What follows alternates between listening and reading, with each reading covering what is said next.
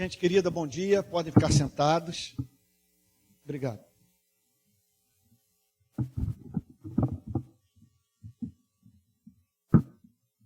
Pode ficar sentados. As crianças estão sendo convidadas para se dirigirem para as classes de escola dominical. Irmãos queridos, essa semana alguém me fez a seguinte pergunta: você é conservador? Então, sempre que essa pergunta me é feita, eu penso na pregação de Cristo, na vida de Cristo e na simetria, sendo assim, que nós encontramos na pregação de Cristo e na vida de Cristo. Nós percebemos nele simetria em tudo. Por exemplo, simetria do ponto de vista da preocupação com a verdade e com a prática da verdade. Nós o vemos pregando no templo, na sinagoga, mas também nas ruas. Na verdade, a maior parte do tempo nas ruas. Nós o vemos pregando o evangelho para os ricos, pregando o evangelho para os pobres. Muito embora tenhamos que reconhecer que nos 4 evangelhos ele é visto na maior parte do tempo em contato com os pobres. E do ponto de vista do comportamento conservador e do comportamento que poderíamos chamar de progressista, podemos afirmar que encontramos a mesma simetria. Há momentos que o vemos se comportando de um modo bastante conservador, com aquela atitude típica de um conservador, quando, por exemplo, ele sustenta os princípios morais do Antigo Testamento. Quando é perguntado sobre o grande mandamento, ele usa uma resposta das Escrituras, chamadas de veterotestamentárias. Ele diz: ouve, ó Israel, o Senhor vosso Deus é o único Senhor, amarás, pois, o Senhor teu Deus de toda a tua alma, com toda a tua força, com todo o teu coração, com todo o teu entendimento. Nós o vemos usando extensamente passagens da tradição do Antigo Testamento durante sua vida pública. Ele chega ao ponto de dizer que ele não havia sido enviado pelo Pai para remover um i ou um tio das Escrituras do Antigo Testamento. Agora, ao mesmo tempo, nós o vemos fazendo declarações de cunho profundamente progressista. Quando ele declara: eu, porém, vos digo. Quando ele diz que o sábado não foi feito para que o homem o servisse, mas sim para que fosse meio de promoção da vida humana. Quando os judeus de Jerusalém mandam uma comissão para ver o que aquele garoto de 30 anos estava pregando, e que arrastava consigo uma multidão, chama a atenção deles o fato de os discípulos terem um comportamento que poderíamos chamar de muito progressista em razão do contato com Cristo. Quando, por exemplo, eles viram-se para Jesus e afirmam: olha, nós percebemos que os seus discípulos comem sem lavar as mãos. Eles não se submetem a nenhum ritual de purificação dos judeus. Então chama a nossa atenção, nesse sentido, o fato de que Jesus nem tocou nesses assuntos com os seus discípulos. E poderia multiplicar os exemplos, que mostram, portanto, que dificilmente, aliás, eu diria o seguinte, que é impossível. Eu não estou dizendo que você não possa ser cristão se for alguém que se considera progressista ou alguém que se considera conservador, mas é impossível vivendo a partir desses extremos, você manifestar a vida de Cristo, a sua simetria de caráter. Em suma, o cristão não está preocupado em ser conservador ou ser progressista, ele está preocupado em amar. E em razão dessa obsessão de amar a partir do exemplo de Cristo, ora ele é encontrado se comportando como um conservador. E ora ele é encontrado se comportando como um progressista.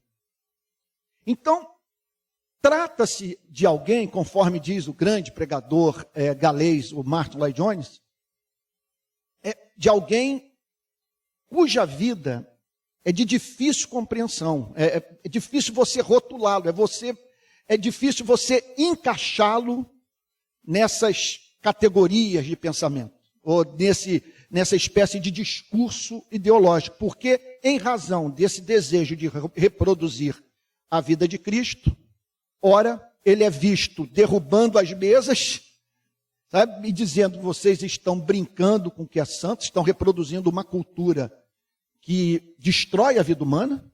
Quando ele declara, por exemplo, olha, essa tradição de vocês é uma tradição que faz as pessoas envergarem. Vocês colocam sobre os ombros, olha o caráter progressista da mensagem. Vocês põem sobre os ombros das pessoas as suas tradições, e tradições que neurotizam, que enlouquecem, que fazem as pessoas adoecerem. Então elas vivem vergadas pelo peso do costume. E eu chamo os meus discípulos para romperem com isso. Mas, ao mesmo tempo, a mensagem de Cristo está muito longe de poder ser considerada relativista. Ele ensina os seus discípulos a crerem naquilo que em filosofia é chamado de valores morais absolutos. Então, quem é o cristão? O cristão é alguém profundamente flexível do ponto de vista dessa ética orientada pelo amor. O cristão entende que a sua compreensão dos valores morais pode ser aprofundada, de modo que aquilo que foi visto como absoluto um dia passa a ser visto como relativo, por ter se tornado camisa de força para a espécie humana. Mas, em alguns momentos, o cristão olha para a pressão que está sendo exercida sobre a própria igreja e diz, lamento dizer, mas daqui eu não arredo o pé. Eu sou, nesse ponto, um cabeça dura, intransigente. Você não me peça para negociar esse valor. Porque eu entendo que esse valor é eterno. Porque relativizá-lo significa banalizar a santidade da vida humana. Então nós vivemos um momento na verdade não é nada novo, mas quando eu olho para as redes sociais, eu percebo a necessidade imperiosa de nós ajudarmos as pessoas a entender qual a identidade desse Cristo ao qual servimos.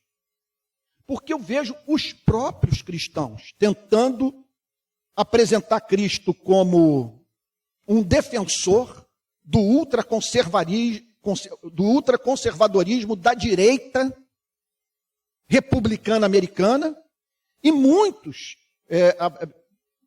tencionam apresentar Cristo como alguém que chama os seus discípulos para reproduzir o chamado ideal comunista de vida. Observo também nas redes sociais, e isso pode ser detectado mais nos cristãos de uma mentalidade progressista, de apresentar Cristo como se Cristo fosse um mero perseguido político. Quase alguém de quem nós devemos sentir pena. Sabe, porque é um Cristo que na sua ânsia de humanizar as relações humanas, tão somente isso, foi apanhado pelo sistema. E assim, portanto, traído pelos membros da sua própria nação e morto pelos romanos. Perdendo assim de vista aquela noção presente, por exemplo, na cabeça de um homem como João Batista. Quando Jesus faz a sua primeira aparição pública, João Batista não faz uma declaração de natureza política. Não apresenta ele como um líder revolucionário. Ele usa a linguagem do sistema sacrificial do Antigo Testamento. E diz o seguinte: eis o Cordeiro de Deus que tira o pecado do mundo. Eis alguém que veio para dar a sua vida pelos seres humanos. Ele não veio para mostrar aos seres humanos o que eles devem fazer para ser salvos. Ele veio para salvar os seres humanos. E mediante o seu sacrifício. Então, eu vim aqui nessa manhã para responder essa pergunta. Quem é o Cristo do Novo Testamento? Aquele que foi revelado, né, em Mateus, Marcos, Lucas e João especialmente. Então, eu vou pedir que vocês abram a Bíblia no Evangelho de Mateus, capítulo 16, verso 13. Mateus, capítulo 16, versículo 13, que apresenta a confissão do apóstolo Pedro. Todos encontraram? Todos encontraram? Mateus 16, 13. Eu vou pedir para o meu filho Pedro orar agora, pedindo que Deus nos ajude a entender a mensagem. E essa passagem vai nos ajudar a entender por que nós temos que orar antes da pregação. Vocês vão hoje compreender por que uma oração como essa que vai ser feita é de fundamental importância para que a pregação produza efeito. Porque a meta do pregador não é apresentar uma peça de oratória. A meta é transformar vidas, e para que vidas sejam transformadas, é necessário que a graça de Deus atue. É aquela história lá do diário de John Wesley, famoso pregador inglês. Ele termina a pregação no local e registra no seu diário: muitas pessoas foram tocadas pela minha pregação. Está esse registro no diário. Mas aí ele completa o registro dizendo: mas só Deus sabe quão profundamente. Muitas foram tocadas, mas só Deus sabe quantas foram tocadas profundamente. Então, para que esse toque seja um toque tipo aquele que a gente experimenta na cadeira do dentista, quando o motorzinho atinge o nervo. Então, para que a palavra atinja o nervo da alma, nós precisamos da graça de Deus. Por isso eu vou pedir para o meu filho orar. Senhor amado, nós nos colocamos nessa manhã diante de Ti, da Tua onipresença, Senhor, que enche céus e terra. Tu és um Deus eterno. Antes da criação do mundo, o Senhor tinha cada um de nós em sua mente, em seu coração, dentro do seu propósito, Senhor. E o Senhor também tinha essa reunião, esse culto aqui. Esse culto pode ser muito especial para a gente. Nós temos fé para isso. E sabemos que o Senhor pode descer agora, Senhor, dos céus, através do seu Espírito, e inundar a nossa alma, o nosso coração, através das palavras que nós vamos estudar agora e que o Senhor disse ao apóstolo Pedro, esse apóstolo tão amado por Ti.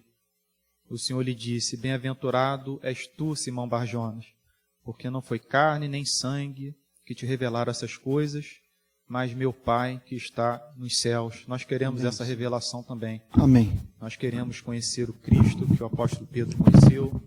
Nós queremos conhecer o Pai que o Senhor Jesus revelou. Sim, queremos ter a vida dos discípulos e dos apóstolos. Sim. Senhor.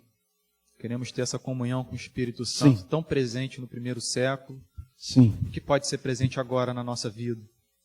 Não queremos dons e milagres, Senhor, pois maior do que a fé que opera milagres é aquela que pode viver sem eles.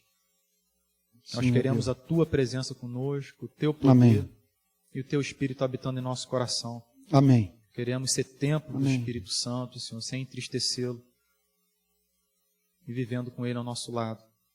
Amém. Esteja conosco nessa manhã, revela este livro a nós, Senhor, abre o nosso Amém. coração, como a Amém. de Lídia, para que a gente possa compreender essas palavras Amém. tão importantes no momento solene que ficou registrado nas Escrituras, da sua conversa com o seu amado apóstolo. Amém, Senhor. Pedimos perdão pelos nossos pecados e a Amém. sua mão sobre essa mensagem. Amém. Em nome de Amém. Jesus. Amém. Amém. Amém. Então diz assim o texto de Mateus. Indo Jesus para a região de Cesareia, de Filipe, perguntou a seus discípulos. Então aqui está Cristo se dirigindo àqueles que o acompanhavam, que haviam tomado a decisão de tornar Jesus a referência intelectual, teológica, moral de suas vidas. Mais do que isso, seu Salvador. Essa é uma pergunta que precisa ser feita hoje aos cristãos. Olha a pergunta que Jesus fez. Perguntou a seus discípulos: quem os outros dizem que é o Filho do Homem? O que está sendo dito a meu respeito? Então nós observamos hoje esse mesmo fenômeno.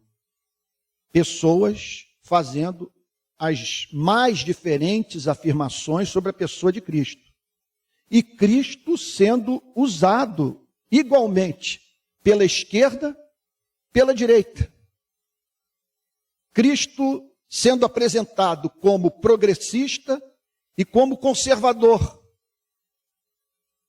Cristo também sendo revelado ou tido como um mero libertador político, ou um grande mestre da moral. Agora, quem é Cristo? Nós sabemos o que as pessoas têm dito sobre Jesus, mas o que as Escrituras falam sobre Jesus? Como que Jesus via a si mesmo? Isso é de fundamental importância, porque quando nós vemos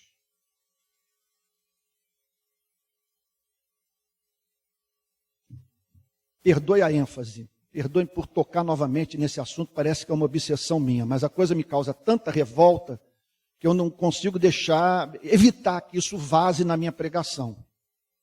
Quando surge num país como o nosso, um tipo de pregação, quando um Cristo é concebido de tal maneira que leva as pessoas a acreditarem que se sua mensagem for disseminada no Brasil, os brasileiros vão passar a andar com uma pistola na cintura. E que a empresa que vai mais lucrar com a entrada do cristianismo no Brasil será a Taurus.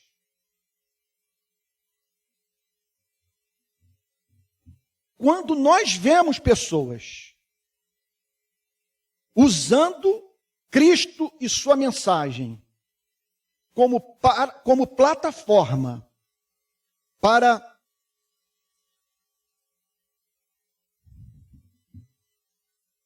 a promoção dos interesses políticos de homens que pregam e vivem o exato oposto da fé cristã, olha, a igreja precisa deixar clara a sua posição e dizer, porque quem é o Cristo ao qual ela serve, declarar isso com bastante objetividade, uma vez que essa mensagem está sob a nossa custódia. Não é tarefa da ABI, por exemplo, cujo auditório nós estamos usando nessa manhã, proclamar o Evangelho de Cristo, defender o Evangelho de Cristo, preservar a pureza da mensagem de Cristo. Agora, essa é tarefa nossa, de nós cristãos. Essa mensagem chegou a nós em razão do fato de, nesses 2000 anos, homens e mulheres terem se dedicado ao trabalho de proclamar essa mensagem e preservar o seu conteúdo. Ora, houve quem selasse com seu sangue a defesa desse cristianismo. Vocês peguem, por exemplo, um homem como Martinho Lutero. Uma figura, para muitos, controversa, mas mudou a história da humanidade. É impossível nós pensarmos nos últimos 500 anos nas mudanças políticas, econômicas, sociais, teológicas que houve nos últimos 500 anos na história da humanidade, sem mencionarmos o nome de Martinho Lutero. E como que Martinho Lutero preservou o conteúdo do Evangelho? Indo para a porta da igreja de Wittenberg, afixando as suas 95 teses, num contexto em que um emissário do Vaticano corria a Alemanha com a seguinte mensagem: assim que a moeda bate no fundo do cofre da igreja, a alma é liberada do purgatório. Então, compadeçam-se dos seus parentes que estão agonizando nesse momento no purgatório. E o que lhes cabe fazer em amor por esses que estão mortos? Pagar pelos seus pecados.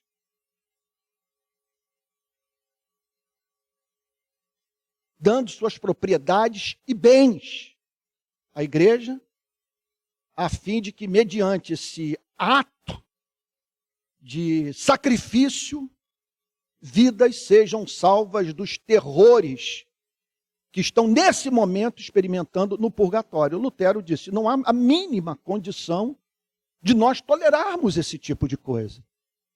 Então, eu me levanto não é para destruir essa igreja, mas para deixar para todos, de modo absolutamente claro, que jamais o Cristo, revelado pelos evangelhos, ensinou esse tipo de coisa. E hoje nós temos a obrigação de nos levantarmos para defender essa mensagem. Me surpreende nos nossos dias é a falta de zelo, a falta de paixão que nós temos, a falta de paixão presente em nossas vidas. Quando nós vemos o evangelho associado ao anti-evangelho, e nós não nos revoltamos com isso. E eu fico feliz pelo que houve essa semana, pela quantidade de cristãos que se levantaram e falaram: chega, nós não vamos mais tolerar esse tipo de coisa.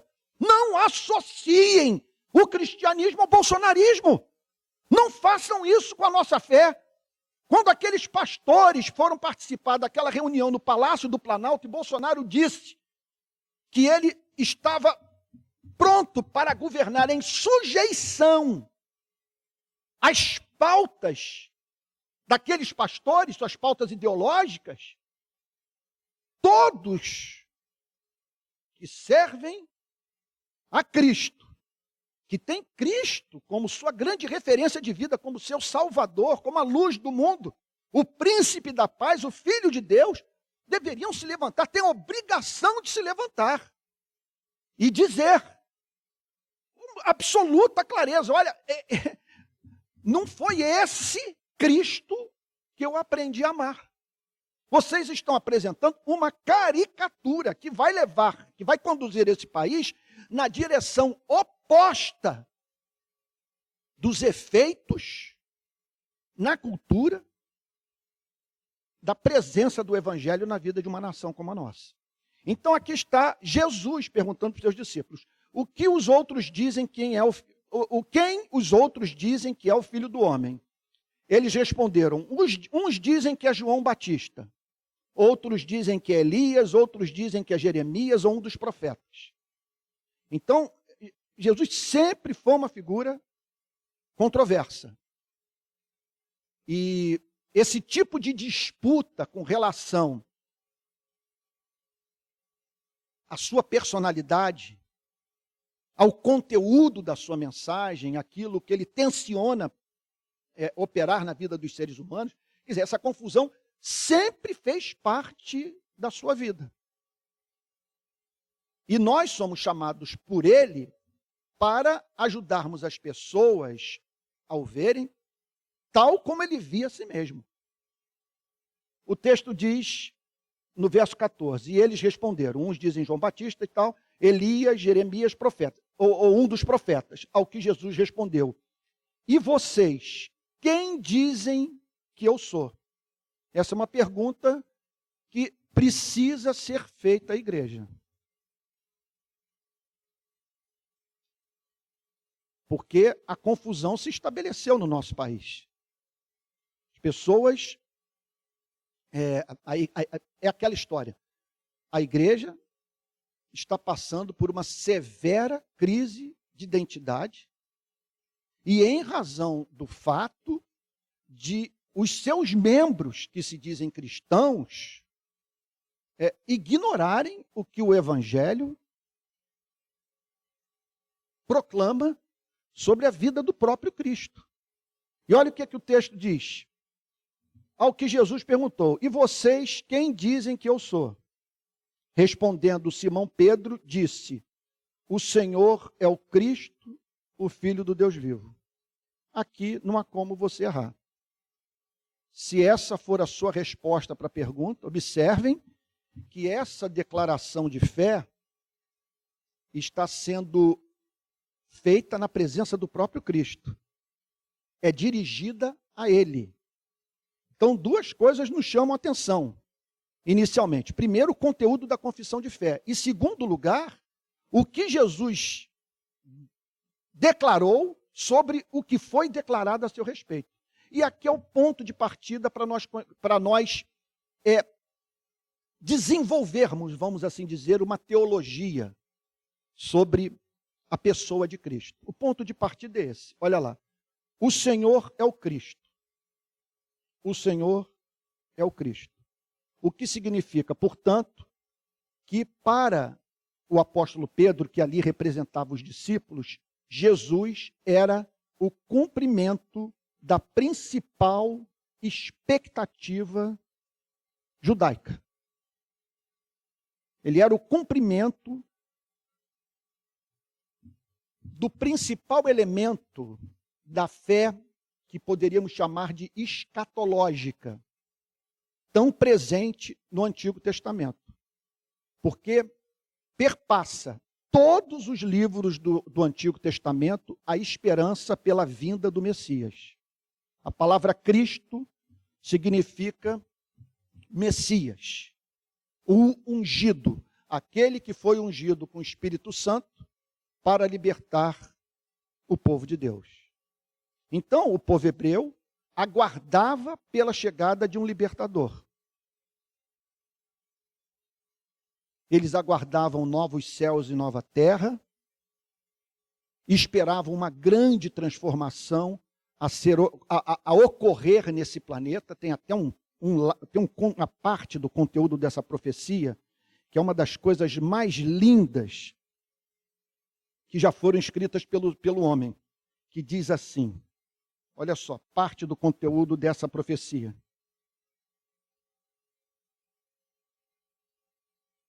Do tronco de Jessé sairá um rebento e das suas raízes brotará um renovo. Falando sobre Cristo. Repousará sobre ele o Espírito do Senhor, o Espírito de sabedoria e de entendimento, o Espírito de conselho e de fortaleza, o Espírito de conhecimento e de temor do Senhor. Ele terá o seu prazer no temor do Senhor, não julgará segundo a aparência, nem decidirá pelo que ouviu dizer, mas julgará com justiça os pobres, e decidirá com equidade a favor dos mansos da terra. O texto ainda diz, castigará a terra com a vara de sua boca e com o sopro dos seus lábios matará o perverso. O cinto dele será a justiça e a verdade será a faixa na cintura. O lobo habitará com o cordeiro. O leopardo se deitará junto ao cabrito. O bezerro, o leão novo e o novilho gordo andarão juntos, e um pequenino os guiará. A vaca e a ursa pastarão juntas, e as suas crias juntas se deitarão, e o leão comerá palha como boi. A criança de peito brincará sobre a toca da cobra, e o já desmamado meterá a mão no ninho da serpente. Não se fará mal nem dano algum em todo o meu santo monte, porque a terra se encherá do conhecimento do Senhor, como as águas cobrem o mar. Isso é lindo. Isso é lindo. Eu não vejo utopia humana concebida por ideólogos que possa atender em tamanha extensão as aspirações do espírito humano. Porque uma aspiração é de nós vivermos num planeta sem sangue nos dentes das feras. Um planeta no qual a morte vença a vida. Um planeta no qual haja harmonia entre os seres vivos, até mesmo entre os animais. E um planeta que finalmente possa manter contato concreto, real, vivo com o modelo de ser humano. Então eles aguardavam, o povo hebreu, uma grande revolução nesse planeta, uma restauração, e aguardavam a vinda do Messias, que aqui é chamado de o renovo. Há uma passagem do próprio livro de Isaías, que essa certamente é a passagem mais importante do Antigo Testamento sobre a vinda do Messias, desse que Pedro chamou de o Cristo. Vejam comigo Isaías 53.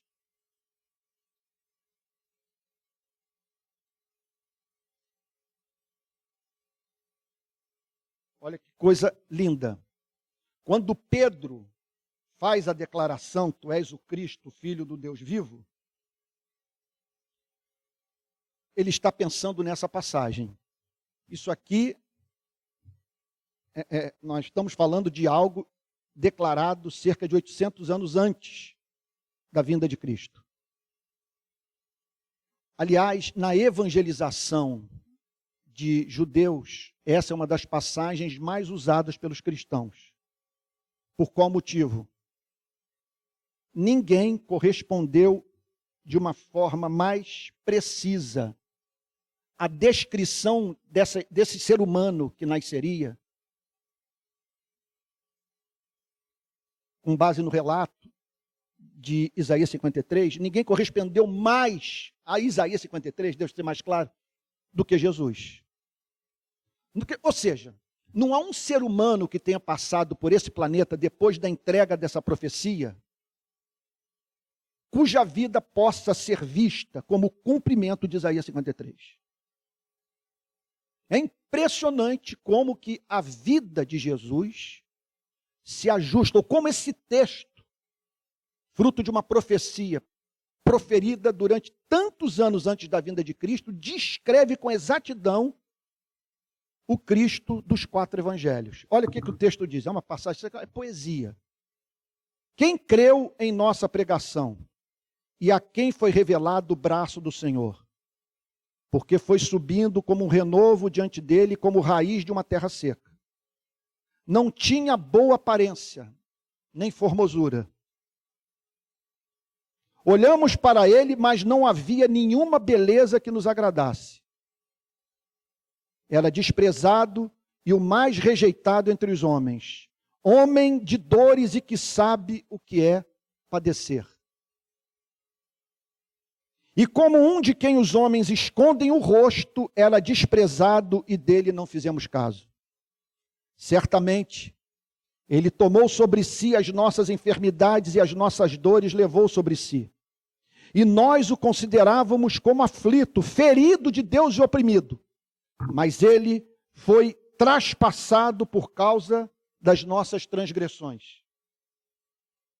E esmagado por causa das nossas iniquidades. O castigo que nos traz a paz estava sobre ele, e pelas suas feridas fomos sarados.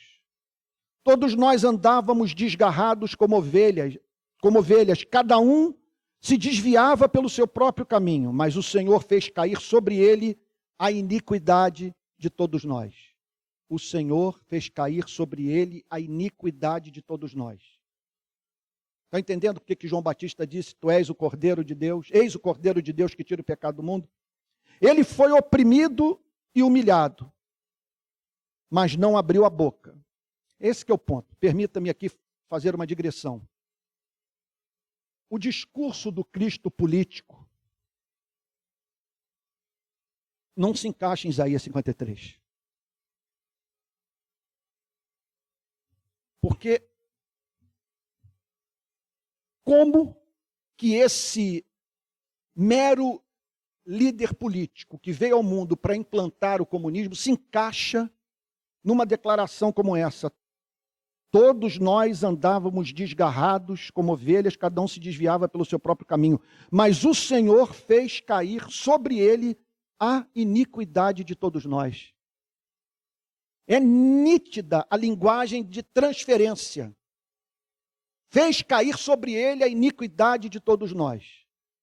O que significa o seguinte: ele não morreu para ser um exemplo de caráter para você e para mim meramente, embora isso esteja envolvido. Porque quando olhamos para a sua morte na cruz, é claro que isso tem uma consequência ética. Significa o seguinte: que nós devemos estar prontos a dar a nossa vida pelo que acreditamos. E que o nosso chamado que Deus faz a nós cristãos, é para nós reproduzirmos a vida de Cristo. O que significa morrermos para que na nossa morte outros obtenham vida. Contudo, a mensagem principal não é essa. A mensagem principal é que ele não foi parar na cruz para se tornar para a humanidade um exemplo de amor ao próximo e submissão à vontade de Deus. A passagem de Isaías é clara, mas o Senhor fez cair sobre ele a iniquidade de todos nós. O que está dizendo é o seguinte: ele morreu no nosso lugar. As nossas iniquidades, o nosso desamor, nossa injustiça, nossa hipocrisia, nossa incapacidade de viver o que prescrevemos para o próximo, nossa indiferença para com aquele que nos criou, tudo isso foi posto na conta de Cristo, a fim de que Deus pudesse oferecer a você e a mim um perdão justo. Um perdão justo. Não é um mero passar de mão sobre a cabeça. Não é Deus dizer tão somente: ofereço-lhe uma memória apagada, embora isso esteja envolvido. Nunca mais me lembrarei de seus pecados, não. O que vocês fizeram com esse planeta, as 2 guerras que vocês já causaram, Vietnã, Ruanda, Ucrânia, todas essas revoluções motivadas pelo egoísmo, todo esse banho de sangue, toda a exploração dos modelos presentes, toda a exploração presente nos modelos político e econômico que vocês conceberam, tudo isso foi posto sobre ele. Tudo isso foi uma provocação a Deus. E não havia como Deus ser reconciliado com vocês sem que alguém desse sua vida por vocês, seres humanos. O que vocês fizeram foi muito grave aos olhos do céu, aos olhos de Deus. Pegue um dado, por exemplo, como o do Eric Robensbaum, no seu livro A Era dos Extremos. O século XX foi o século de maior prosperidade de toda a história da humanidade. Até então. É claro, ultrapassado hoje pela prosperidade do século XXI. Mas no século XX nós matamos 180 milhões de membros da nossa espécie. E todas as fomes coletivas que houve nos últimos 100 anos ocorreram no planeta que produzia quantidade suficiente de alimento para saciar a fome de todos os seres humanos. Como explicar fome no mundo de fartura? Por isso essa linguagem. Mas o Senhor fez cair sobre ele a iniquidade de todos nós. Ele foi oprimido e humilhado. Olha que descrição da cruz. Ele foi oprimido e humilhado, mas não abriu a boca.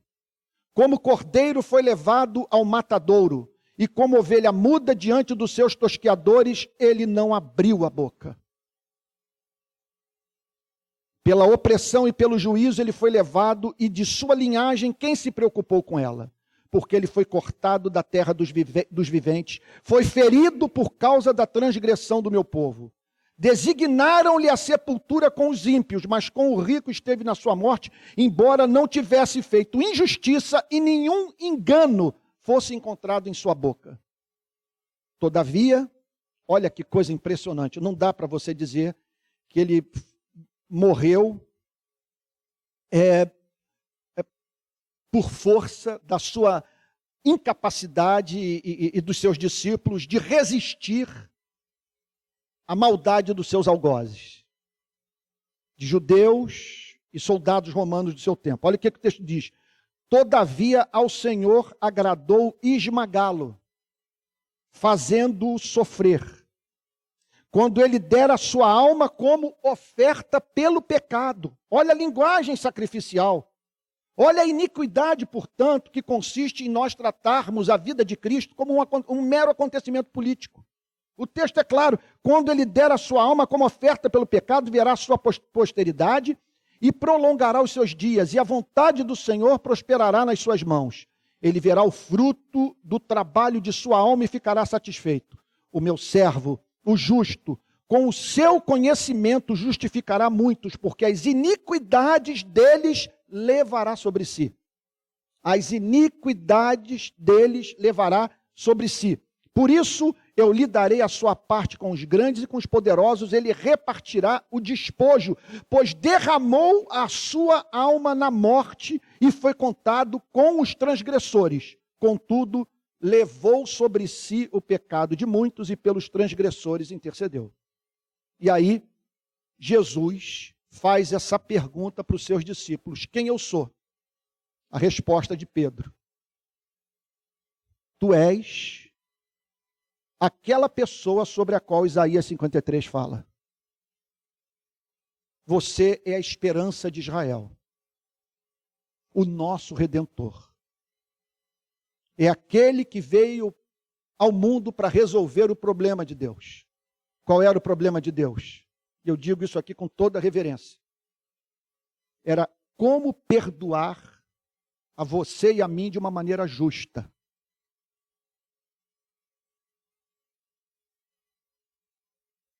Semana passada eu mencionei uma cena de um campo de concentração. Da mãe, com sua filhinha de 5 anos, sendo conduzida por um soldado nazista para uma câmara de gás.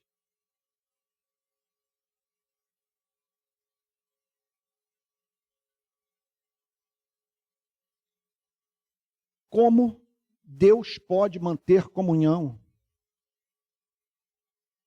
com seres que são capazes de conceber algo como o nazismo, como o fascismo, como o totalitarismo, como a exploração da mão de obra da classe trabalhadora? Como que ele pode perdoar aqueles que conceberam o modelo econômico que botava mulheres e crianças para trabalharem 16 horas por dia? Como que ele pode perdoar uma sociedade como a nossa, que tolera que a classe trabalhadora se dedique 8, 10 horas diárias para trabalho enfadonho, repetitivo, muitas vezes em ambiente insalubre, e uma espécie de relação que o trabalhador mantém com o empregador, sabe, só para não morrer de fome. A maior parte das pessoas que eu conheço não se dedica àquilo que ama. Não, o exercício da sua atividade profissional não é fruto de uma livre escolha. A pessoa se agarra àquilo que simplesmente lhe foi apresentado e o faz porque o pior que pode acontecer na sua vida do que se dedicar a um trabalho repetitivo, enfadonho, que não lhe remunera com justiça, é morrer de fome. Eu tenho repetido esse dado, é uma das coisas mais revoltantes. Pense no Rio de Janeiro, numa pessoa que passa 4 horas do seu tempo no trânsito, 8, 10 horas no ambiente de trabalho, para receber no final do mês salário mínimo, sendo que hoje em todas as favelas que eu trabalho, você não aluga barraco por menos de 400, 500 reais. Essa gente não vive. A grande questão, veja, é como que Deus pode manter comunhão com você e comigo, porque nós somos sócios desse troço. As coisas só funcionam assim porque nós não nos organizamos. E nós não nos organizamos porque, no fundo, sabe, grande parte de nós não se importa com o que está em curso. Nós ignoramos o drama dessa gente. Agora, o incrível, o impressionante, foi o que eu disse uma vez para um rapaz, numa favela do Rio de Janeiro. Eu estava conversando com o dono lá do pedaço, e ele disse para mim, olha, tem esperança aqui para alguns, mas para muitos, ô Antônio, não há esperança. Não tem esperança. Só que tinha um rapaz me ouvindo, que fazia parte era soldado desse traficante. Ele pegou a moto, engrenou, parou do meu lado e disse para mim, eu detesto trabalhar e o meu negócio é matar. Era quase 11 horas da noite, um lugar chamado Garganta do Diabo, palco de confronto entre bandidos e policiais. E eu fui tomado de uma indignação, eu falei, cara, eu não acredito no que você está falando.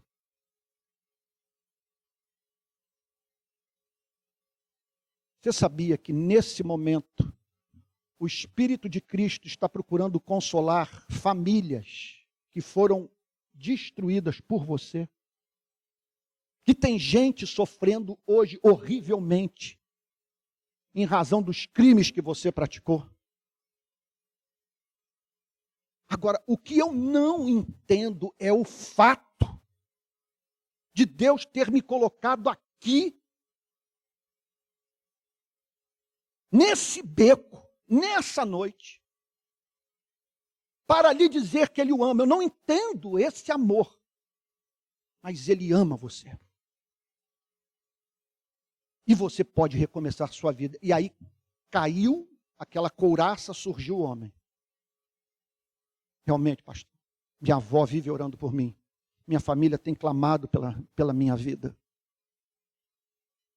Esses dias eu fugi de um cerco policial. Os policiais desceram o aço em mim, pastor. Eu ouvia o zunindo, o barulho da bala, a bala zunindo no meu ouvido.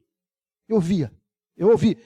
Aí eu me virei para ele e disse, olha, meu querido amigo, só existe uma explicação. É o amor de Deus. E o Deus que preparou e o preservou sua vida para que você tivesse esse encontro comigo. Agora, a questão é como que um Deus justo pode se reconciliar com seres que por onde passaram deixaram rastro de destruição, que fizeram seres humanos sofrerem. A resposta está em Isaías 51, está aqui na declaração do apóstolo Pedro. O Senhor é o Cristo, o Messias, o ungido, o Salvador, o Redentor. O Senhor é a promessa de Israel. E mais ainda, a esperança de Israel. O Senhor é o Cristo, o Filho do Deus vivo. Quando ele declara o Filho do Deus vivo, ele está falando da eternidade de Cristo, ele está falando da filiação eterna de Cristo. E é interessante, ele declarar Filho do Deus vivo. Não é filho de um Deus cujo ser é mera projeção humana. Você é o filho do único Deus verdadeiro. Do Deus que ouve oração, do Deus que intervém nesse planeta. Tu és o filho do Deus real. Tu és o filho do Deus dos Hebreus. Tu és o filho do Criador do universo.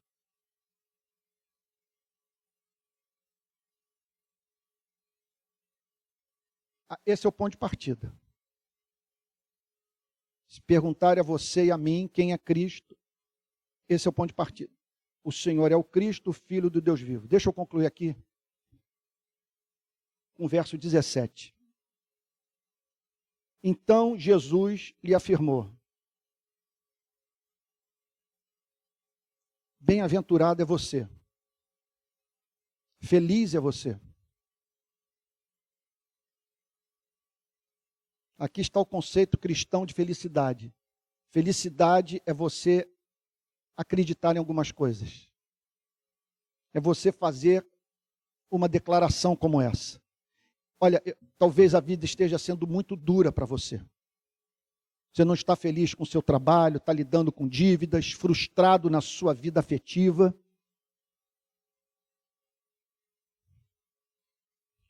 Com um histórico de orações que não foram atendidas por Deus. Mas se você pode dizer, o Senhor é o Cristo, Filho do Deus vivo, você é considerado por Deus um bem-aventurado. Um bem-aventurado. Você teve acesso a uma riqueza, ao fundamento da felicidade humana. Olha o que Jesus diz para Pedro. Aqui, Jesus acabou de ouvir Pedro declarar: o Senhor é o Cristo, o Filho do Deus vivo. Resposta de Cristo: bem-aventurado é você, Simão Barjonas, porque não foi carne e sangue que revelaram isso a você, mas o meu Pai que está nos céus. E aí nós entramos num grande mistério. Vou fechar a Bíblia para não manter os meus olhos nos versículos e encontrar mais motivo para continuar falando, para encerrar logo. Veja o que está dizendo. Você é o Cristo, Filho do Deus vivo. O Senhor é o Cristo, o Filho do Deus vivo. Jesus ouve a declaração e afirma: você me vê da forma como eu vejo a mim mesmo. É isso que eu sou. É isso que eu quero ser para vocês. É assim que eu quero ser visto. O Senhor é o Cristo, o Filho do Deus vivo. Entenda um ponto, diz o Senhor Jesus para Pedro. Isso é um privilégio. Não há nada mais importante na vida do que ser habilitado a fazer uma declaração como essa.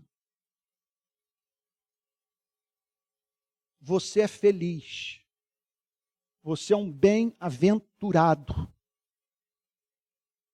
No mundo no qual seres humanos vivem vida dura, curta, incerta, você conheceu o mistério da vida. Você foi levado à compreensão que o Criador do universo se manifestou nesse planeta. Você, portanto, está de posse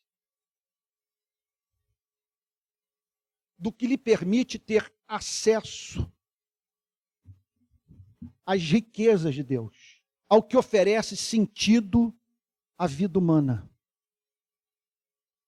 Você é feliz. Entenda o privilégio que consiste em você poder dizer que eu sou o que sou. Para que você chegasse a esse ponto, você teve que se livrar de inúmeros condicionamentos filosóficos, teológicos, culturais. Você viu a verdade, você esteve diante da verdade. Você provou da verdade, você declarou amém para a verdade, você é feliz. Você é feliz por ter tido acesso a essa informação. Agora não se envaideça por isso. De fato, o que aconteceu com você é extraordinário. Vamos parar para entender um ponto, ou responder uma pergunta. Ele creu nisso, e essa fé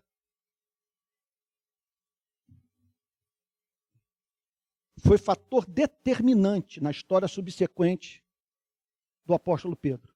Segundo historiadores extra-bíblicos, ele levou tão a sério essa confissão que morreu crucificado. Historiadores dizem que, ao ser condenado à mesma espécie de morte de Cristo, Pedro teria declarado. Isso não está na Bíblia. É o testemunho da tradição. Parece haver muita evidência em favor dessa história. Que ele declarou: contudo, eu não mereço morrer a morte do meu Salvador. Me crucifiquem, mas eu peço de cabeça para baixo. E selou o seu testemunho, essa declaração, com seu sangue. Veja, o que ele viu nela?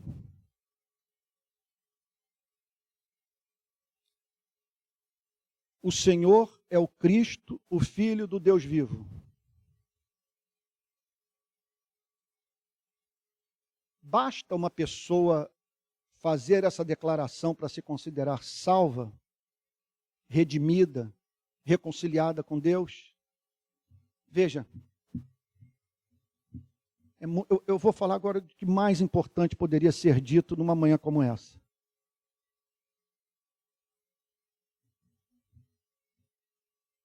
A conversão só é consumada. Você só vai se tornar cristão e viver como tal. Veja, não é tão somente no dia em que você pegar as passagens do Antigo Testamento, como Isaías 11, Isaías 53, que eu acabei de mencionar, e fazer uma declaração análoga do apóstolo Pedro. Então, você intelectualmente, com base nas informações de que dispõe, dizer: o Senhor é o Cristo, o Filho de Deus.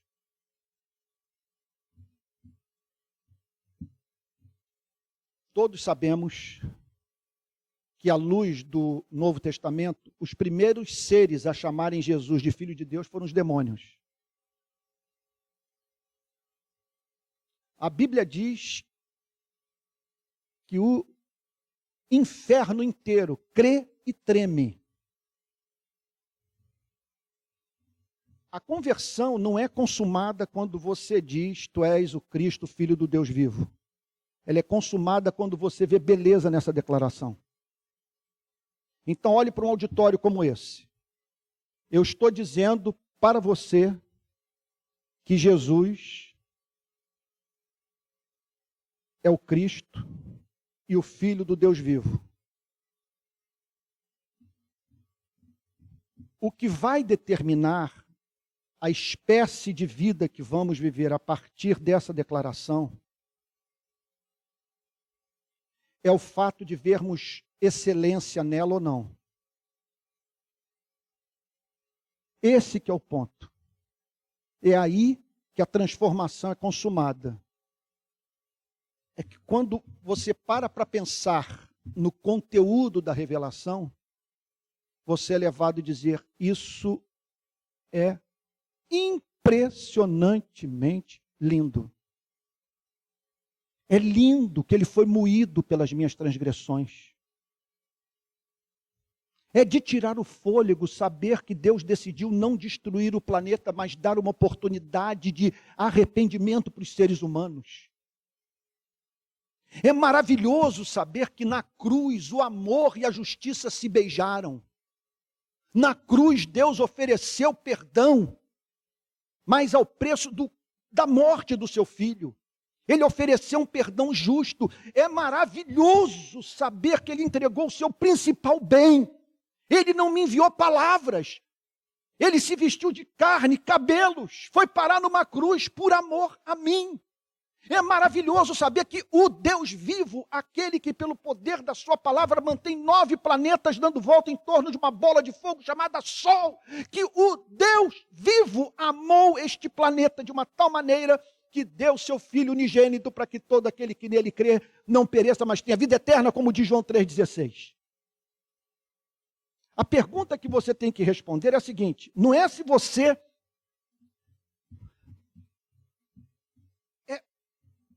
em razão do seu entendimento do cristianismo, está em condição de declarar: o cristianismo ensina que Jesus é o Cristo, o ungido, o Messias, e o Filho do Deus, que pelo poder da sua palavra, mantém o funcionamento do sistema solar. O Deus vivo.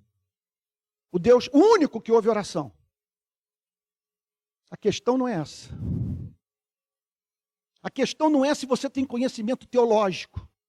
A questão é se você vê excelência, se isso comove, se isso toca as suas entranhas, se isso lhe oferece uma evidência estética da veracidade do cristianismo, de você olhar para essa história e dizer: isso é magnífico. Foi a experiência que eu tive com 20 e poucos anos. Eu estava na Praia Grande, Arraial do Cabo, iniciando minha vida cristã com os meus problemas intelectuais, filosóficos, querendo encontrar um fundamento intelectual para a minha fé. E eu me lembro de, em meio às dúvidas, era dúvida vindo de tudo que é lado, e eu queria crer. Eu sempre quis acreditar, porque com 20 anos ficou claro para mim que eu precisava de uma referência infinito pessoal. Eu precisava de um ser todo-poderoso que se importasse por mim, porque esse era o único contraponto intelectual que eu poderia fazer às vozes do desespero. A ideia de que um dia eu vou me separar de tudo e de todos que eu amo, e que eu vou voltar ao estado de poeira estelar, e que ninguém no universo vai chorar com isso. Eu não consigo lidar com essa informação. Se eu acreditasse nisso durante 5 minutos, eu teria um colapso. De acreditar que toda a nossa luta por justiça, por um planeta melhor, gente, que tudo isso está fadado ao tombo no não ser. Um dia isso simplesmente vai virar poeira. Então queria crer, mas as dúvidas me vinham de todos os lados. E havia uma exigência dentro de mim, como ainda hoje existe, de que eu tivesse fundamento intelectual para a minha fé. E eu me lembro que nos diálogos que eu mantinha com Deus, pedindo luz, eu quero luz. Eu estou desesperado por ti. Eu preciso de me relacionar contigo intimamente. Tudo perdeu significado para mim. Só essa fé me mantém, mas eu quero saber se essa única esperança é uma simples, mera projeção humana. Se isso corresponde à realidade dos fatos, se o Senhor é real e o cristianismo é o caminho, a verdade e a vida. E eu me lembro de ter dito para ele assim, na Praia Grande: olha, se isso não é verdade, eu jamais ficarei curado da frustração de não poder amar um Deus que me amou, que a si mesmo se entregou por mim. E o Senhor permitiu que nós, seres humanos, concebêssemos um Deus mais formoso do que o Senhor mesmo. Isso é inadmissível. Porque se Ele não deu sua vida, se Ele não se identificou conosco no nosso sofrimento, indo parar numa cruz, como ficarmos curados da frustração de um Deus que não manifestou o seu amor no tempo e no espaço? Vamos entender uma coisa: estamos nesse auditório. Todos estão tendo acesso ao mesmo conteúdo de uma mensagem. O que vai determinar como sairemos daqui, para que espécie de vida vamos ser remetidos, o que faremos dessa mensagem,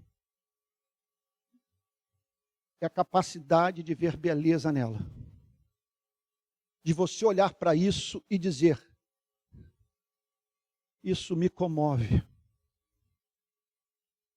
Eu não encontro no universo nada mais lindo. Romeu e Julieta, isso empalidece esse caso de amor diante do caso de amor que Deus tem com os seres humanos, a ponto de dar seu filho. Mas aí entra uma história que eu reluto aqui em proclamar para vocês, mas que só a menciono porque está na Bíblia, um dos maiores mistérios da vida. Porque Pedro teve o seu ego levantado por Cristo. Pedro, você foi teologicamente impecável. Você declarou a verdade, você é um bem-aventurado. Aí eu fico imaginando, eu me lembro quando eu recebi o primeiro elogio do reverendo Antônio Elias lá em Niterói, na igreja anglicana, lá na esquina da Otávio Carneiro com Gavião Peixoto. O reverendo era o meu ícone, a minha referência de pregação, de púlpito. Quando ele pregava, eu acho que foi, talvez um ou dois pregadores a mais me passaram a impressão, quando eu parava para ouvi-los, de terem saído das páginas da Bíblia. O reverendo Antônio Elias, ele me dava a impressão, até me comovo quando me lembro de... Ele parecia ter saído da Bíblia. Ele exalava o perfume de Cristo. Quer dizer, a presença do reverendo Antônio Elias no púlpito comunicava transcendência à igreja. E um dia, que dia, ele me ouviu pregar e disse: meu filho, eu estou encantado com o seu progresso. Eu fui do templo até a minha casa, aquela história, aquela piega, né, sem botar o pé no chão. Tão feliz que eu fiquei. O reverendo Antônio Elias apreciou a minha mensagem. E lá estava Jesus dizendo para Pedro: Pedro, você foi perfeito. Você é um bem-aventurado. Agora, entenda uma coisa. Não foi carne e sangue que revelou a você que você acabou de declarar. Mas o meu Pai que está nos céus. O que ele está dizendo com isso é um dos assuntos mais espinhosos da teologia. O que ele está dizendo é que a fé é um dom. O que ele está dizendo é que, para que você chegue ao ponto de fazer essa declaração e ver beleza nela, você precisa de uma revelação. É um milagre da graça, é um milagre desse ser doce chamado Pai. Aí talvez você esteja dizendo: então eu não tenho o que fazer. Essa coisa vai despencar sobre a minha cabeça a qualquer momento. Não é assim. A Bíblia, nesse ponto, é muito dialética. E levanta questões que eu não tenho condição de responder. Porque ela diz o seguinte: buscar-me-eis e me achareis quando me buscardes de todo o vosso coração. Batei e abri-se-vos-á. Buscai e achareis. Pedi e dar-se-vos-á. Pois todo que pede recebe, o que busca encontra, e a quem bate, abrir-se-lhe-á. Invoca-me, estão lembrados dessa promessa? E te responderei. Anunciar-te-ei coisas grandes e ocultas que não sabes. Assim diz o Senhor, o Deus de Israel. A Bíblia o tempo inteiro apela para nós usarmos todas as energias do nosso ser para podermos dizer: você é o Senhor, Cristo, Filho do Deus vivo. Ela ensina isso. Ao mesmo tempo, ela declara que isso tem que ser dado.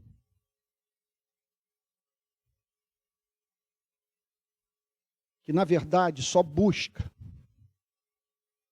aquele que foi procurado pelo Pai primeiro. Não me peça para explicar isso. O que levou Santo Agostinho a dizer o seguinte: Deus não está em busca do objeto do seu amor. Ele o cria.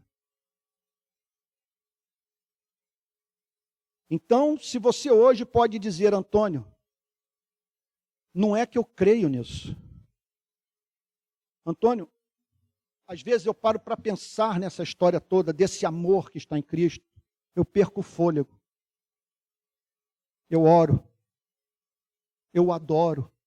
E essa fé tem regulado a totalidade da minha vida. Eu creio nisso, eu entreguei meu coração a Ele, Ele é meu e eu sou dele. Você é um bem-aventurado. Veja só, e bem-aventurado, porque a maior evidência que nós podemos ter na vida de que Deus nos ama é o fato de nós o amarmos.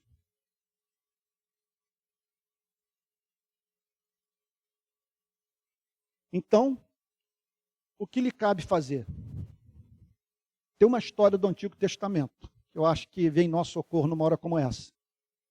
Quando Jacó se agarra ao anjo do Senhor e diz: eu não te deixarei ir enquanto tu não me abençoares. Eu diria para você, é para clamar, para buscar. Você peça a Deus essa experiência estética, peça a Ele beleza. Eu já mencionei talvez aqui em 2 ou 3 ocasiões a história de Jacó com Raquel. Ele trabalhou para Labão, irmão de Raquel, durante 7 anos. E a Bíblia faz o seguinte comentário: e aqueles 7 anos foram como poucos dias, pelo muito que Jacó amava Raquel. O cristianismo só não levará à loucura. A vida cristã só se tornará espontânea para você no dia que você vir Jesus, tal como Jacó via Raquel.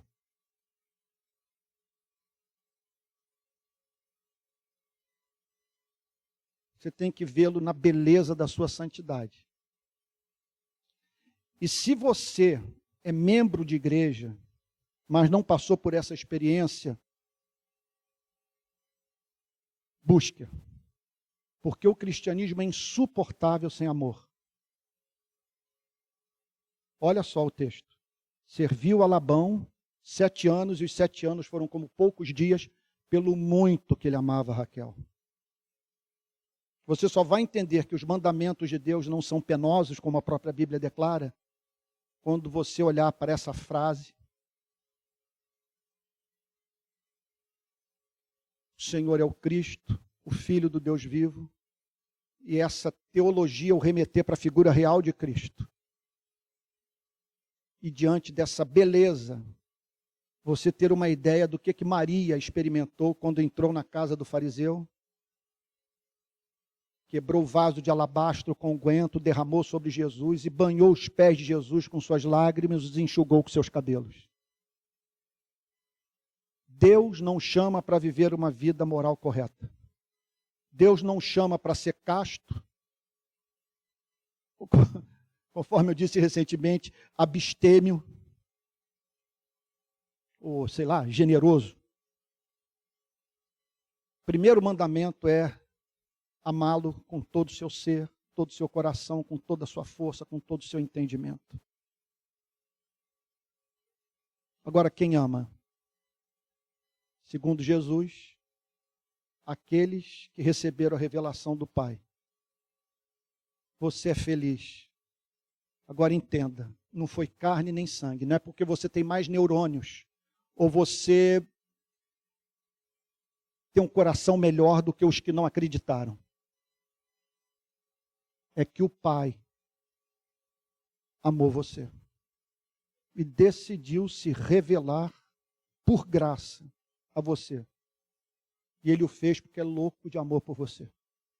E não queria que você vivesse sem esse conhecimento, sem essa informação. É isso. Vamos ter um momento de oração? Ficar de pé e orar, encerrar?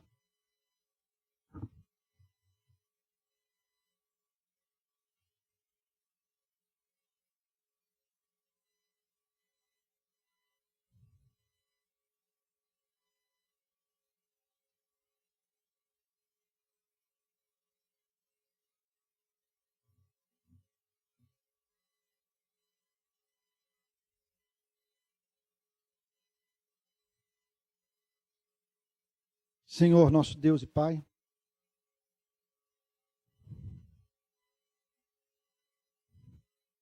nós tomamos conhecimento nessa manhã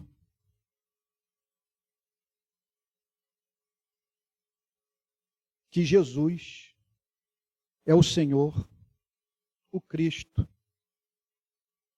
o Filho do Deus vivo.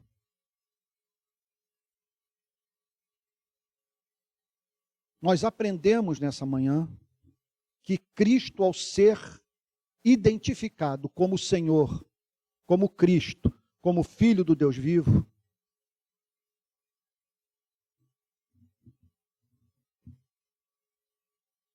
botou seu selo sobre a declaração. Assim eu sou, assim eu quero ser visto.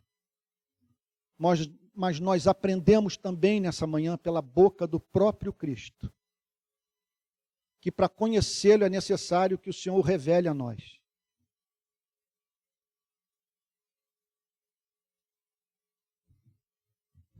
Senhor, não permita que vivamos sem esse conhecimento visceral, esse conhecimento do coração.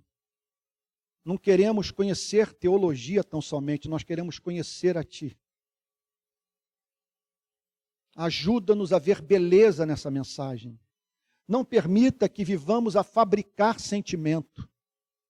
Senhor, não queremos nada artificial, não queremos emocionalismo. O que nós queremos é a revelação da beleza de Cristo, de modo que fixemos nele os nossos afetos e o tornemos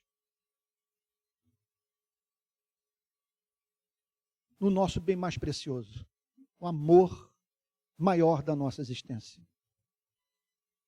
Ajuda-nos nesses dias tão confusos a conhecermos o Cristo das Escrituras e reproduzirmos a sua vida, Senhor. Senhor, nós pedimos que o Senhor nos conceda essa simetria de caráter, que nos preserva de vivermos em extremos, Senhor. Que possamos, Senhor, reproduzir a vida de Cristo, de modo que aqueles com os quais mantemos convívio vejam beleza também em nós.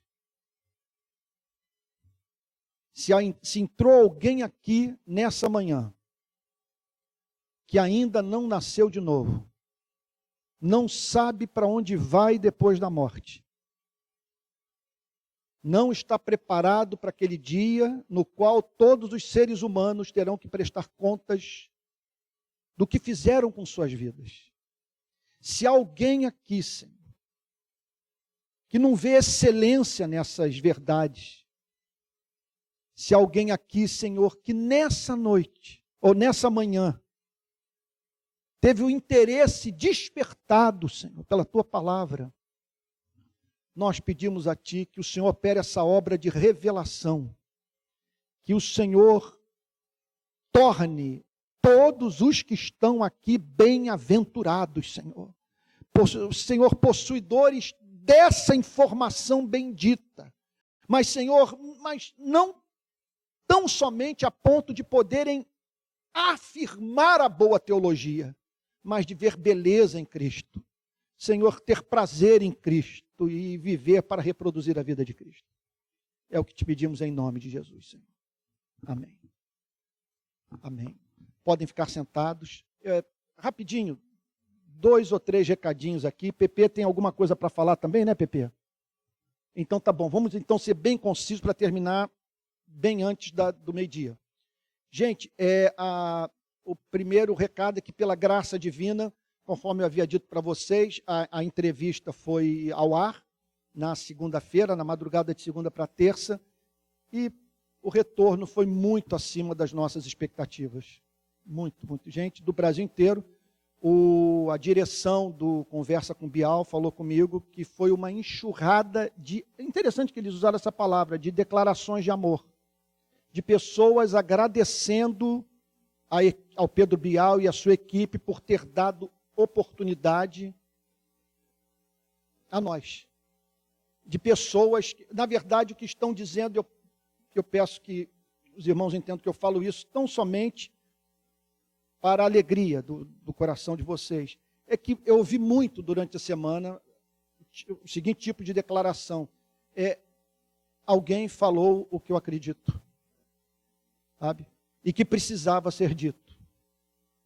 Então, graças a Deus por essa oportunidade que sua graça nos concedeu. há outro recado assim importante também. O meu filho Pedro hoje está casando pela segunda vez em um ano. Pela segunda vez está casando no decurso de um ano. O que aconteceu é o seguinte, olha o drama dele. Marcou o casamento, veio a pandemia. Então eles não abriram mão de casar no dia que haviam escolhido, só que em razão da pandemia tiveram que fazer a cerimônia com umas poucas pessoas no jardim lá de casa. Para vocês terem uma ideia, todo mundo com máscara. Só que véu e grinalda comprados, aquela coisa toda, o buffet, o local da cerimônia e tal. Então eles decidiram fazer hoje o casamento. Então eles vão casar hoje e eu vou ter que sair daqui a pouco assim correndo para poder ir lá para Niterói e celebrar pela segunda vez o casamento do meu filho com a mesma pessoa, né? Obviamente. Né? Obviamente. Então, graças a Deus por isso. Também quero lembrar a todos sobre a importância de nós divulgarmos a reunião aqui na BI, gente. Sabe, ainda tem cadeiras vazias, eu acho que dá para nós, em pouco tempo, termos a galeria e essa parte toda de baixo ocupada por pessoas que verão excelência em Cristo. Então, eu estimulo a convidar pessoas. Sabe? E outra coisa, não cristãos, amigos seus que não são cristãos, e cristãos frustrados com a igreja, que estão sem igreja em razão de tudo que houve no nosso país. Aqui pode servir como local de refúgio para pessoas que não sabem mais onde congregar em razão dessa aliança política que a igreja fez. Tá bom? Quero também lembrar que hoje à noite nós temos culto às 18 horas, só que apenas online. Amanhã eu falo na Igreja Betânia em Niterói, presencial e online, às 20 horas. E quarta-feira, às 19 horas, nós também temos um outro culto da rede de pequenas igrejas, mas online apenas. Né? E ainda temos o Catecismo de Heidelberg, que está sendo ministrado pelo Pedro, domingo, às 9 da manhã. Gente, para concluir minha participação, nós temos um gasto aqui de R$14 mil para alugarmos esse auditório. Não tem nenhuma instituição nos bancando, não recebemos dinheiro de nenhuma igreja, e é claro, muito menos verba pública. Então, precisamos da fidelidade de todos, tá, para as contribuições. Há 3 formas de você contribuir para a gente pagar essas contas. Primeiro, depositando dinheiro em espécie aqui, nesse baúzinho. Segundo, são as transferências pelo Pix, né? pela essa máquina, né? Qual é o nome dessa máquina mesmo? Essas maquininhas aí que você pode fazer isso aqui. E depois você pode fazer pelo Pix também. E o Pix que nós estamos usando provisoriamente, muito provavelmente, no domingo que vem nós vamos anunciar outro. É o 864-759-16749. Eu acho que está no boletim, né? Está na tela da televisão, aí está dos celulares e tal, e também está no boletim, tá bom? E aí, com esses recursos, nós vamos poder não apenas honrar esses compromissos, mas como sonhar mais. Vocês já viram a quantidade de mendigo aí na rua? Olha, estamos com um campo missionário maravilhoso. Cuidar desses mendigos todos. Olha, o delegado Orlando Zacconi, que esteve aqui no domingo passado, que já decidiu que vai estar frequentando aqui conosco e tal, ele com a sua esposa Bruna, também a policial da Polícia Civil. Ele disse o seguinte: Antônio, se você quiser, eu faço a ponte com a Defensoria para a gente ver documento para todos esses homens e mulheres em situação de rua, né? Falando mais corretamente, em situação de rua. Então, nós podemos entrar com esse tipo de trabalho, de misericórdia, e também o pão, o inverno se aproximando, uma série de obras que podemos fazer. Quem sabe ter essa gente aqui conosco congregando, né? Então, isso tudo vai depender de recursos para a gente poder levar adiante, né? É isso. Bem, pessoal, 2 avisos rápidos. O primeiro vocês orarem porque a gente acredita que essa semana o CNPJ sai. Tem sido assim uma batalha espiritual, né? Mas domingo a gente poder anunciar a nossa pessoa jurídica como igreja, tá bom? Então pedir que você ore porque amanhã a gente vai no cartório, então tomara que resolva. E a segunda coisa é que nós vamos ter começa no primeiro domingo de maio, a nossa primeira classe de novos membros para todo mundo, que é presencial e também online. Então, nós vamos ter, durante mais ou menos 2 meses e meio, ensino sobre a nossa confessionalidade, acerca das doutrinas básicas da fé cristã, reformada como nós abraçamos, né? Então, eu vou dar aqui um número de telefone que vai estar aparecendo também na tela, para você entrar em contato e deixar uma mensagem. Por quê? Porque nós estamos fazendo uma pesquisa para saber o melhor horário para todos. Então, nós vamos ter o culto domingo de manhã aqui, 10 da manhã, 9 da manhã tem o catecismo com Pedro, o culto das 18, o culto de quarta-feira, que é às 19, e talvez, se tudo der certo, essa escola de novos membros vai ser depois do culto da noite do domingo, né? Então, essa proposta de horário. O telefone é o seguinte, é o telefone de transmissão de mensagens da nossa igreja, um WhatsApp, tá? É 21 98373 9874. Está no boletim. Então, você pode copiar do boletim, pode copiar aí na tela, e nós vamos ter, então, essa classe de membros para se tornarem membros efetivos da igreja. Tá bom? Então, Deus abençoe e participa aí da pesquisa para saber o horário. Tá? Obrigado, gente. Vamos encerrar? Vocês podem ficar de pé? Se você se sentir confortável, cumprimenta aí a pessoa que está do seu lado, um aperto de mão, um abraço, alguma coisa, tá bom? Às vezes as pessoas entram aqui com aquela expectativa de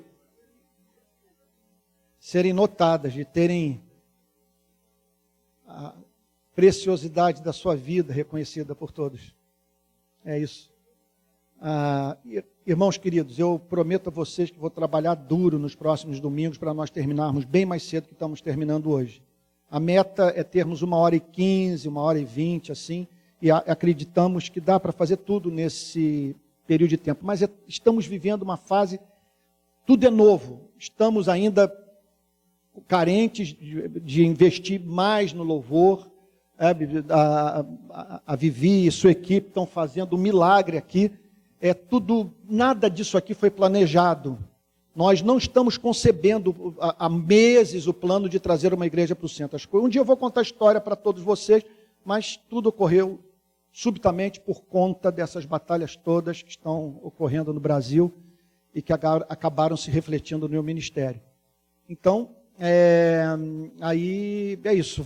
Eu peço muita paciência com os erros, com os desacertos, com todas as imperfeições que vocês observarem. Mas estamos trabalhando duro para oferecermos o melhor. E espero que você também seja a resposta para muitas das demandas que ainda existem. Eu acho que hoje nós estamos tendo a maior reunião, dentre as 5, me parece que a de hoje é que nós recebemos mais pessoas. Eu estou acreditando que nós vamos chegar na metade do semestre, quer dizer, na metade do ano, com tudo cheio, pela graça divina. Tá bom? Então é isso. Vamos encerrar? Eu espero que Deus tenha falado com você nessa manhã. Espero que você esteja dizendo, sabe, é aquilo, a água que passa pelo cano sai com o gosto do cano. Então eu peço que vocês entendam o seguinte, que o Cristo que eu preguei é infinitamente mais belo do que o que eu fui capaz de apresentar. Então essa foi uma mensagem comunicada a partir da instrumentalidade de um canal humano falível. Mas pense em algo muito mais belo do que eu fui capaz de comunicar. E que você saia daqui dizendo, hoje Deus falou comigo. Não tenho a mínima dúvida que Deus falou no meu coração. Senhor, nós te agradecemos por essa manhã. Te agradecemos por essa bem-aventurança, a capacidade de crer. Pai, nós te agradecemos por essa manifestação do seu amor por nós. Porque aprendemos nessa manhã que aprouve ao Pai revelar a verdade ao nosso coração, ajudando-nos a, com os olhos do coração, divisar a sua beleza. Somos eternamente gratos pelo dom da fé. Senhor, e agora leva o teu povo em paz para casa. que ao chegarem nos seus lares, o ambiente se encha da sua glória. Senhor, dá vitória nas lutas que todos terão que enfrentar essa semana. Abre portas de trabalho. Senhor, traz solução para problemas crônicos antigos. Senhor, que todos tenham a vida visitada pela sua graça, de modo que cresçam em amor por ti, sintam a sua presença, tenham prazer na comunhão com o Criador único dos céus e da terra. E que a graça do nosso Senhor e Salvador Jesus Cristo, o amor de Deus o Pai e a comunhão do Espírito Santo sejam com cada um de vocês, desde agora e para todos sempre. Amém.